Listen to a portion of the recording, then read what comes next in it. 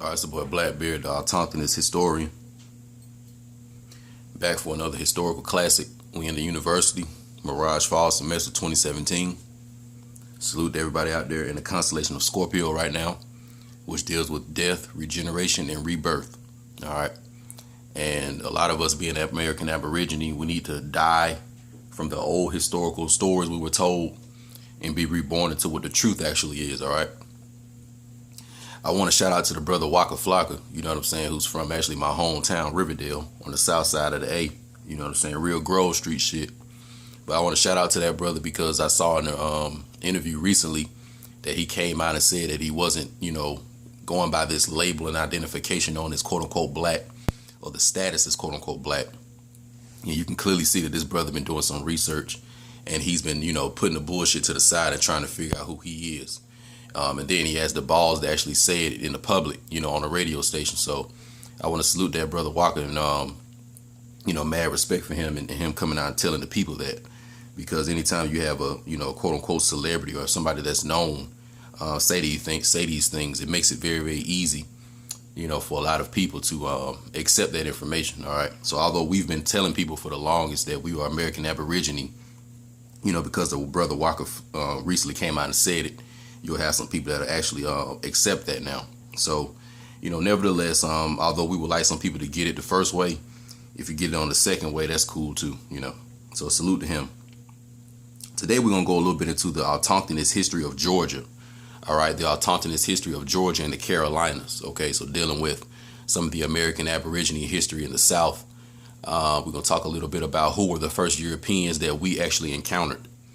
Because a lot of us hear about the British and, these different Irish and the Germans, etc. But we need to look into actually how the Spaniards were the first Europeans that we encountered.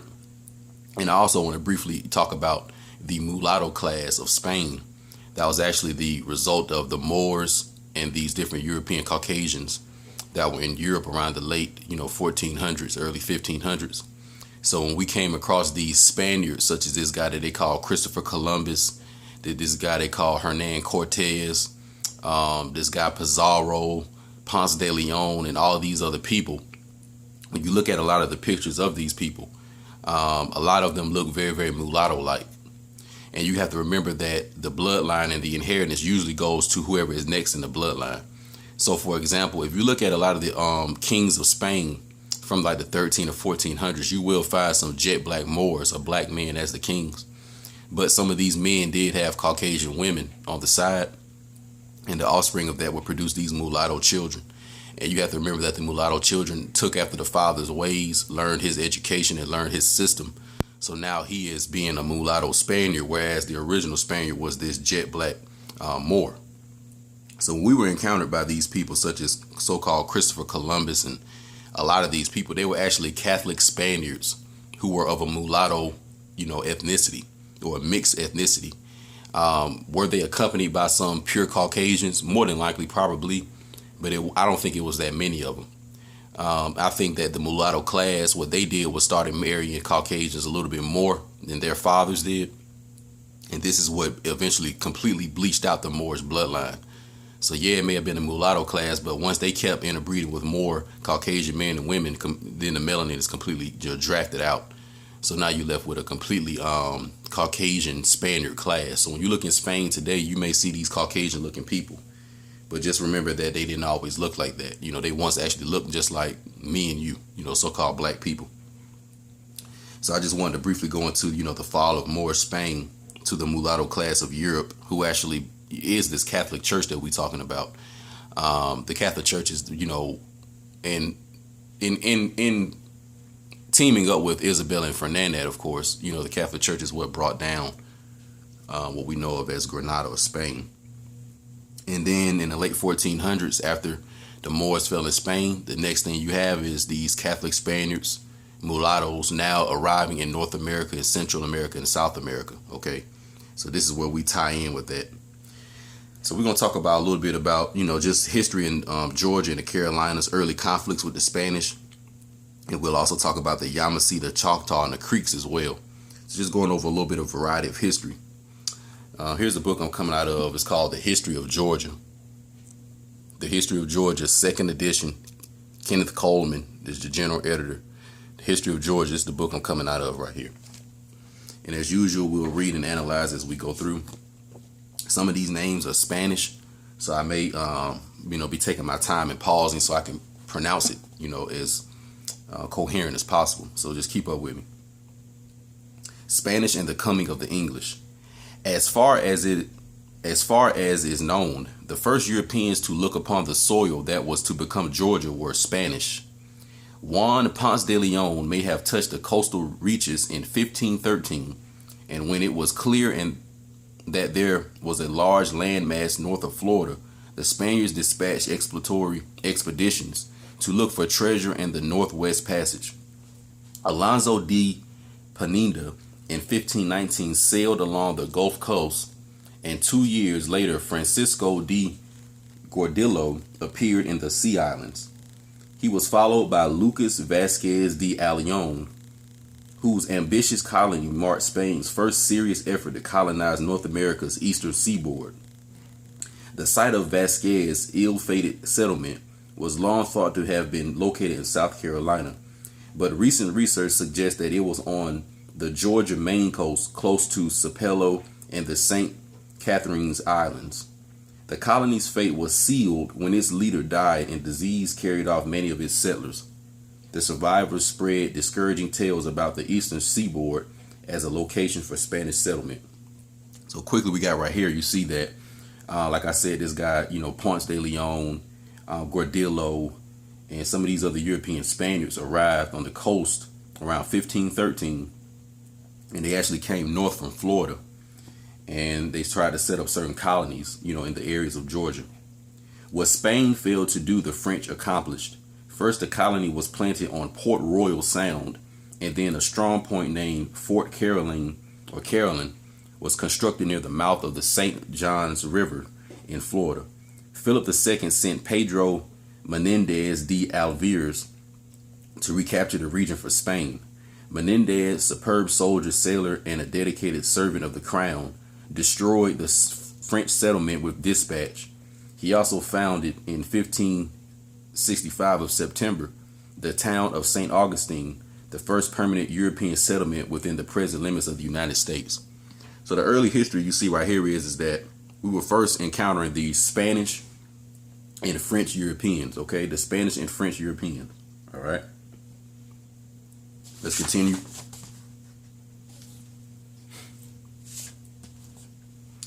All right, here we go. While he was in Spain during 1567, Menendez was received by Philip II and was made Captain General of the West. He and Francisco Borgia, head of the Jesuit order, agreed that missionary efforts in Guale must be pushed, even though earlier efforts had been disheartening and had resulted in martyrdom for Fray Pedro Martinez. Martinez became the first Christian martyr on Georgia soil, hardly the last.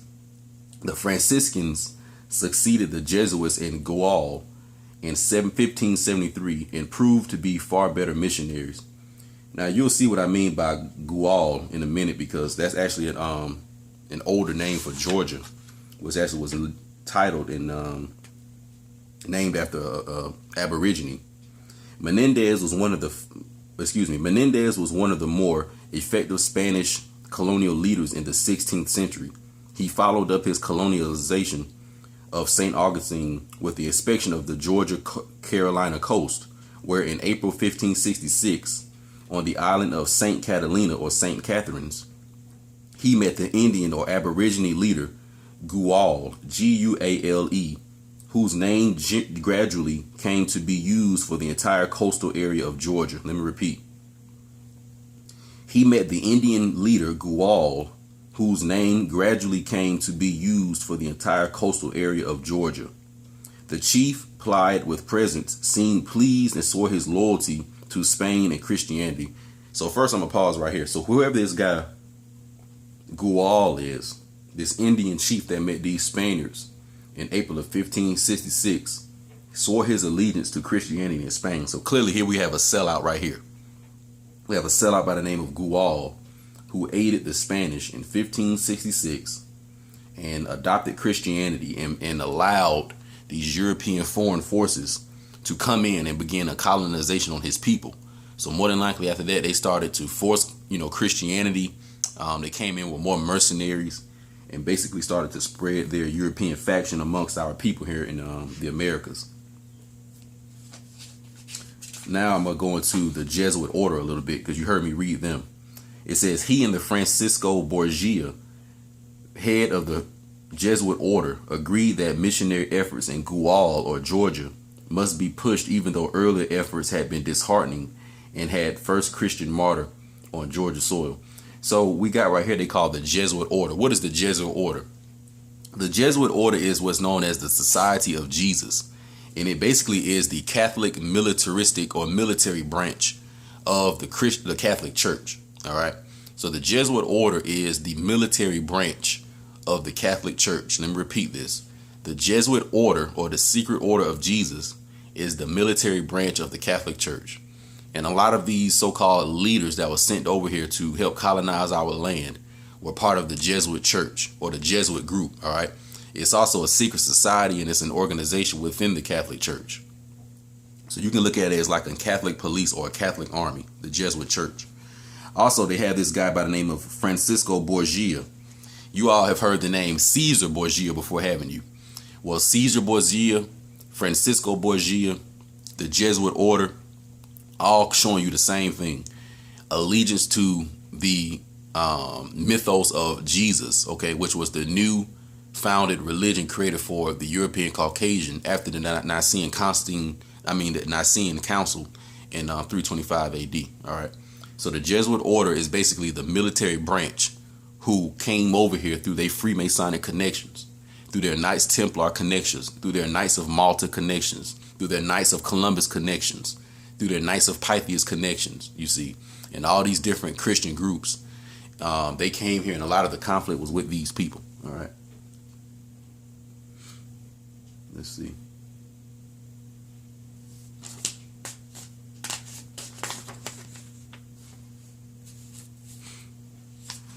All right, here we go. Now check this out. In 1670, there began a deadly struggle for the coastal and inland areas to the south and the west of Charlestown. The Carolina Indian traders, with the able Dr. Henry Woodward in the vanguard, began to lure the natives from their Spanish habits. The traders weakened the mission system by offering cheap goods and by purchasing prisoners of war from their Indian allies, prisoners sold into slavery by the Carolinians. So here we have right here, see, some of these aboriginals were selling out other aboriginals. And you had certain groups that teamed up with these Spaniards, the French, and these other Europeans and helped them fight other aborigines. There was one account when I was reading where it may have been like 300 or 200 Spaniards fighting, and they were teamed up with about 1,000 or 2,000 aborigines to fight against another, let's say 5,000 aborigines. So on most of these accounts, you will find that the Spaniards or Europeans number were very, very low, and they were usually teaming up with large masses and large numbers of other, native tribes. Okay. Clearly these was just some disgruntled tribes, sellout tribes, had no real sense of nationality to themselves, had no real sense of self-loyalty and self-preservation. So they quickly gave that up for this European way of life. So these are some of these accounts. This guy Guale, Guale, who was basically a so-called Aborigine leader out of Georgia or the regions of Georgia, teamed up with these Spaniards. Okay, so keep that in mind, that a lot of Aborigines sold out each other, and this is actually how a lot of the slavery happened, because you had slavery going on in the early 1600s, but it was actually the prisoners of war. And these were prisoners of war from different, American Aborigines versus the Spaniard conflicts, American Aborigines versus American Aborigine conflicts, and then them selling the prisoners of that situation to these Europeans. So you had a lot of that going on, and a lot of the tobacco farms and the different, products and crops that were, prevalent at that time, the maize and the corn, the rice, the beans, etc. These different prisoners of wars were actually taken and forced to work on these plantations. So that's where your first so-called slaves come from. They weren't African slaves. They were actually American Aborigines. And they weren't slaves. They were prisoners of war. All right. Prisoners of war. A prisoner of war and a slave is two different things. So it says that they were sold into slavery by the Carolinians. So right now you have the Georgia Aborigines and the Carolina Aborigines and the Floridian Aborigines. This is what we're talking about right now. We more in the deep south part. Spain had no intention of simply handing over territory to its enemies, but its punitive expedition sent up the Chattahoochee River in 1689 had the effect of forcing the Creeks eastward to the Ocmulgee, where they fell under the strong English influence. So what you had also too is that, see, the American Aborigines were being moved around a lot as soon as these people started invading. So you had the Spanish invade one area, then the American Aborigines fight with them and then have to get out of that area.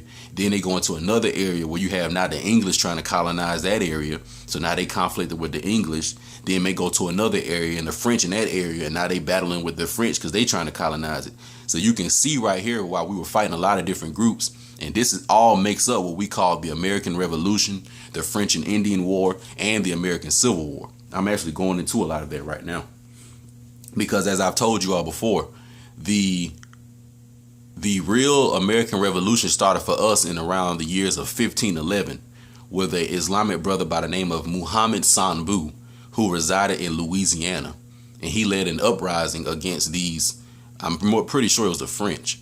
And this was part of the American Revolution. So when they talk about even the French and Indian War, they give you the history of the early American Revolution. All right. It says, nor did Spain's settlement in Pensacola in 1698 improve that nation's position with respect to the Anglo-Spanish conflict.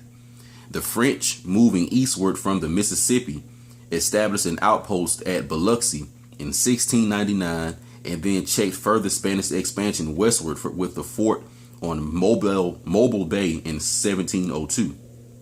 So clearly you just see these different Europeans moving around, and when they're moving around, that's forcing us to move around because we fighting with them, we trying to get out the way, etc. All right, where we going now? It says, though conflicts between France and Spain were minimized after the Bourbons came to the Spanish throne in 1713, the frontier competition between these two powers helped bring or build international tensions in the general area of Georgia during the 18th century. So you got to also remember this too, that when we say the United States of America, that actually does make up the French, the Spanish, the Italian, which came later, of course, the English, the German, etc. So when we say the United States of America, that is including all these European nations I'm naming. And I want you to think about how they were conflicting with each other. But when it came to stealing your land, Mr. and Mrs. American Aborigine, that they had no more conflicts all of a sudden. All of a sudden, they teaming up to fight against you. So keep that in mind. Where are we at now? All right, here we go. The siphoning off of Spanish support from the natives and the increasing piratical practices or activities along the shores of Guale or Georgia finally put an end to the missions in Georgia. Following the destructive raids in 1683 through 1685 and the incursions into Florida by Chief Altamaha and his Guale or Georgia followers, now called the Yamasees, Governor Juan Marquez Cabrera ordered the remaining missionaries and neophytes south of the St. Mary's River in 1686. First thing I want to talk about.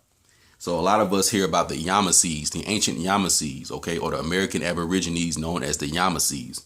The Yamasees, as they say right here, were in Florida and Georgia. Well, really, they're from Georgia. But they were, led into Florida by Chief Altamaha. And they were fighting against, of course, some of these Spanish, influences to keep these people out of here, So the Yamasees, when you look up them in a lot of history, you will come across them doing a lot of fighting and them being seen as a very, very aggressive group. So a lot of us that are from Georgia more than likely have Yamasee heritage and Yamasee ancestry, okay? Because in a minute, I'm going to talk about, the different areas where some of these Aborigines were. So if you hear about the Yamasees, I saw a lot of the Yamasees were in Georgia. Of course, a lot of the Cherokee were in Georgia, and a lot of the Blackfoot even were in Georgia. And there was a lot of other ones too, but these are some of the more popular ones that you all already know about.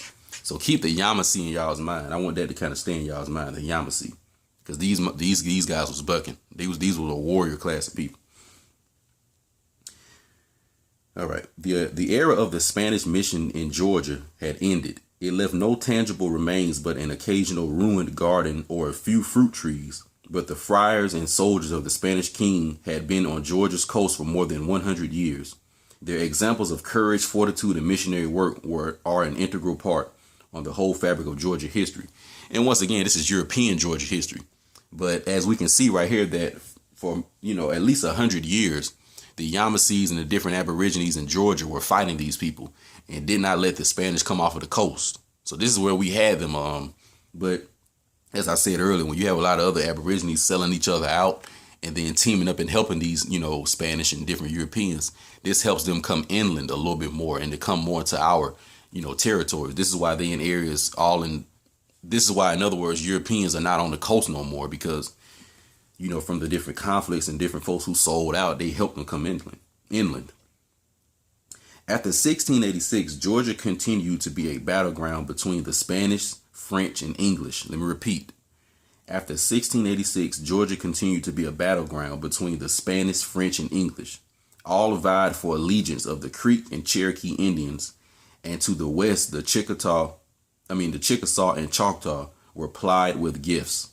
So it's saying right here that to the east, you had the Cherokee and the Creek Indians or Aborigines. And to the west, you had the Chickasaw and the Choctaw. So that means if you from probably, like Louisiana, Alabama, basically like west of Georgia, then more than likely you could have Creek and, of course, Cherokee ancestry. And it's a few more Mississippian. And more than likely, in other words, I'm seeing it's kind of east of the Mississippi and it's west of the Mississippi. The Yamasee, the Seminole, and these kind of people, they were more seen as east of the Mississippi. But you had certain tribes that were west of the Mississippi as well. At first, it appeared as though the Carolinians would have their way, particularly during Queen Anne's War, 1702 to 1713, when all Florida seemed on the verge of falling to the British.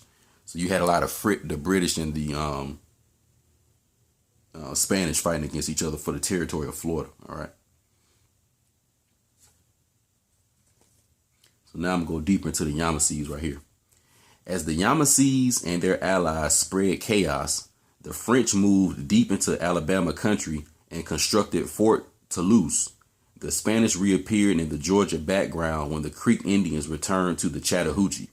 Although the Carolinians rallied to defeat the Yamasees, Carolina frontiers were left exposed when the tribe fled to the Spanish in Florida.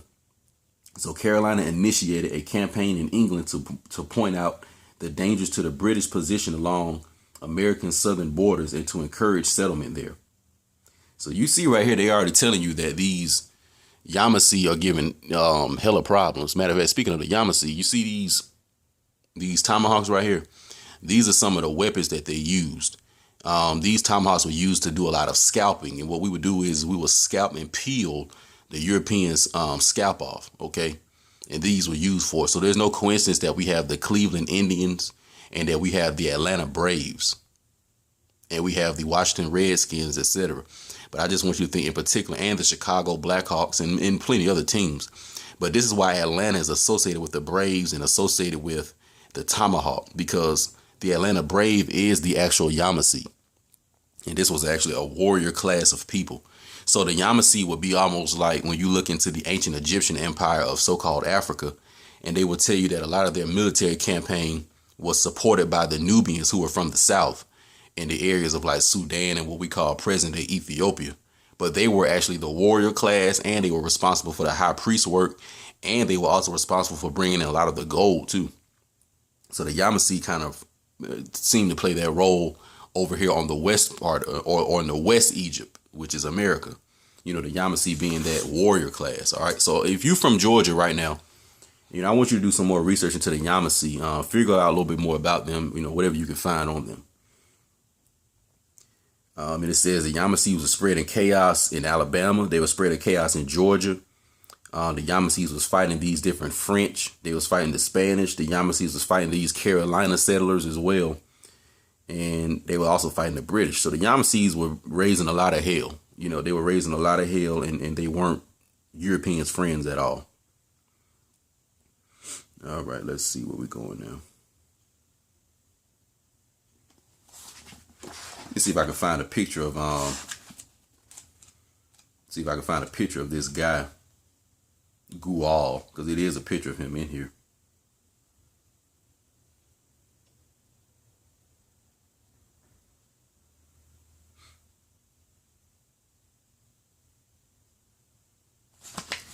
It may not be a picture of him necessarily, but they do have a picture of another.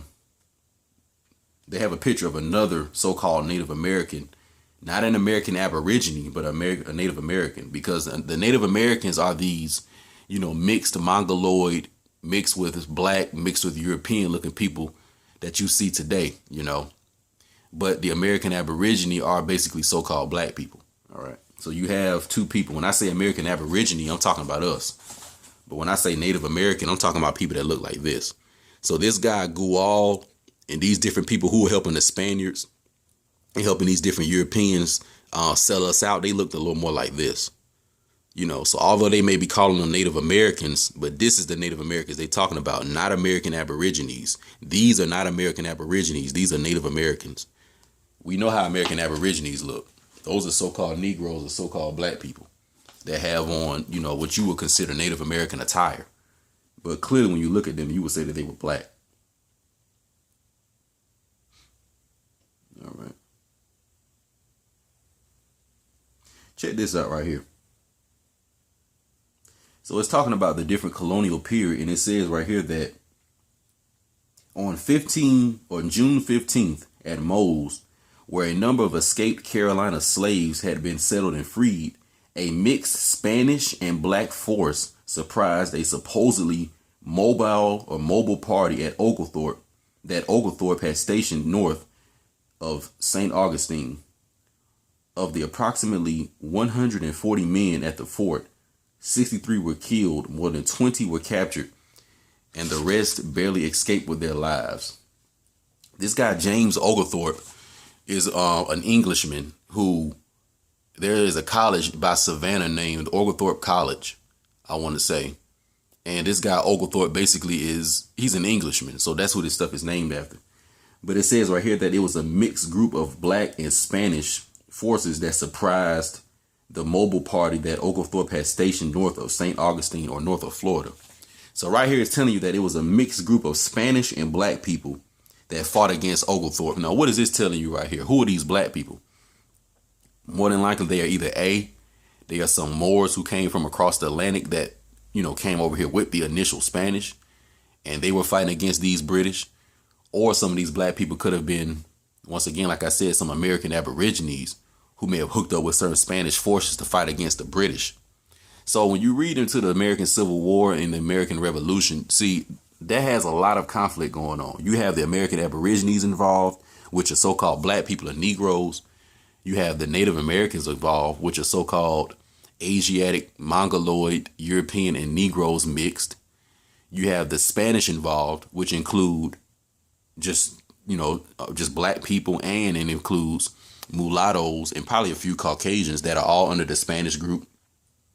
You have the French involved, which included not only some black people, but also some mulattoes. And then you have the English involved, which included some black people and mulattoes and Caucasians. So you have to remember that during the late 1400s and the 1500s, all these different European nations I'm describing to you are coming from the Holy Roman Empire. But during this time, the Holy Roman Empire was not Caucasian. It was being ruled by Moors, okay, or so-called black people. So a lot of these conflicts we had here, believe it or not, some of them probably were with, these Moors that came over here, or some black people that came over here that, probably was a little greedy, and some of them probably wanted to do, some colonialism and brought their little Caucasian mulatto slaves with them. You had a certain group of them doing that. And then you had certain groups, of course, that was rocking with us. So, when you hear people say that, the Moors brought their Caucasian slaves over here to enslave the American Aborigines, part of that is true. Because when you look into the Franciscans, when you look into these Spaniards, a lot of these were actually black people. And they were the ones in power. So did they have some Caucasian mulattoes fighting for them, such as in the Jesuit order and some of these other groups? Yeah, they did. But I'm pretty sure a lot of it was financed by black people because they're the ones that had the resources at this time and the money. And any Caucasian or mulatto that had resources more than likely was somebody that was either married into the family of that Moor. And this is how they adopted the resource, because at this time, most Caucasian people were still living a serf and vassal class of life. They didn't have resources. They were living in barns. They had a farm way of life. They were peasants. So they didn't have the money to really send people on military campaigns to try to colonize another area.